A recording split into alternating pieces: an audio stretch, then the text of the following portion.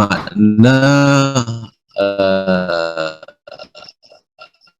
definisi gerakan yang ditubuhkan pada 1928 dan diharamkan setelah menang pilihan raya pada 2013.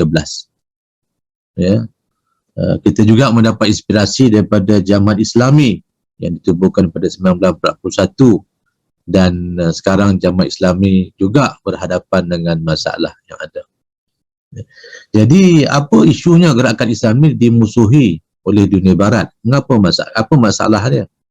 Ya, mengapa kita dimusuhi? Kita diminta untuk barat memaksa dunia Islam untuk menerima demokrasi. Ya. Inilah cara untuk maju, mesti laksanakan demokrasi. Maka semua gerakan Islam mengambil pendekatan demokrasi untuk memerintah, ya. Namun demikian apabila umat Islam menang, mereka menafikan kemenangan tersebut. Mereka menaja boneka-boneka mereka yang khianat untuk menjahanamkan gerakan Islam yang menang dalam pilihan raya yang secara adil. Itulah yang berlaku di Algeria, itulah yang berlaku di Mesir, itu yang juga berlaku di Palestin, Hamas. Ya, Hamas menang dalam pilihan raya. Mereka nafikan, barat menafikan. Ya, dan akhirnya berlakulah huru-hara sebagaimana yang ada. Dan sekarang ini apa yang berlaku di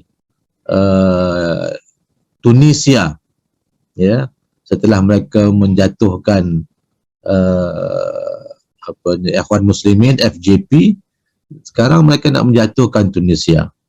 Mereka nak jatuhkan Hassan Turabi sebelum itu. Jadi isunya adalah gerakan Islam ni mengapa ditakuti oleh barat. Ya, isunya adalah kerana gerakan Islam ini adalah gerakan yang mempunyai ciri-ciri marhalah dakwahnya itu, ya, bermula daripada perubahan diri kepada perubahan keluarga kepada perubahan masyarakat. Kalau gerakan Islam atau mana-mana badan Islam hanya bicara soal membaiki diri, keluarga dan masyarakat, tak ada mana-mana kuasa barat yang akan mengambil tahu. Mereka akan membiarkan kita, malah mereka galakkan kita berkembang.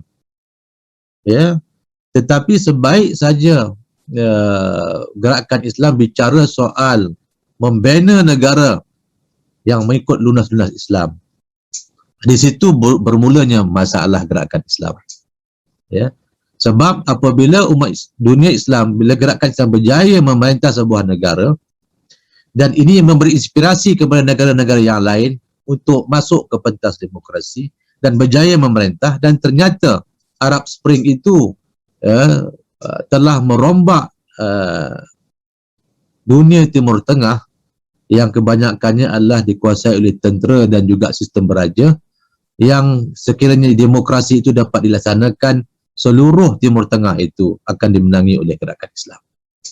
Okay. Jadi kerana itulah masalah gerakan Islam, kerana dia bicara soal negara Islam. Ya. Negara yang disebut dalam Quran baldatun thayyibatun wa rabbun ghafur. Negara kebaikan yang memberi rahmah kepada umat.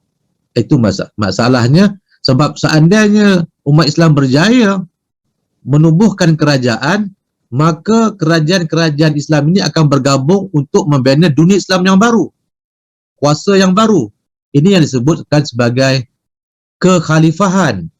Kekhalifahan ini bermakna umat Islam menjadi kuasa besar dunia, sebagaimana Khilafah Utsmaniyah bertahan selama 600 tahun. Memori ini yang nak dipadam oleh barat, supaya umat Islam ini, Islam yang syumul adalah, ada dua aspek Islam yang syumul, iaitu kehambaan, merujuk kepada surah Az-Zariyat ayat 51, surah 51 ayat 56. Bismillahirrahmanirrahim, ya, wa ma khalaqtul jinna wal ins illa liya'budun. Tidak aku jadikan jin dan manusia kecuali untuk beribadah kepadaku. Ya, maknanya umat Islam ini harus menjadi hamba yang terbaik, hamba Allah yang terbaik. Tetapi menjadi hamba Allah yang terbaik, Islam juga mesti menjadi khalifah Allah di muka bumi ini. Dengan Allah kita hambanya, dengan manusia kita khalifahnya. Ini ayat surah Al-Baqarah, ayat yang ke-30, ya, wa mana inni ja'inu fil ardi khalifah. Ya, sesungguhnya aku nak menjadikan di muka bumi ini seorang khalifah. Jadi umat Islam ini tidak boleh terpisah daripada kehambaan dan juga kekhalifahan. Ya. Snow-groundnya, apabila pergi ke Mekah, dia mendapat satu ilham bahawa umat Islam ini boleh dilemahkan seandainya kita mengizinkan umat Islam menumpukan persoalan menjadi hamba Allah semata-mata.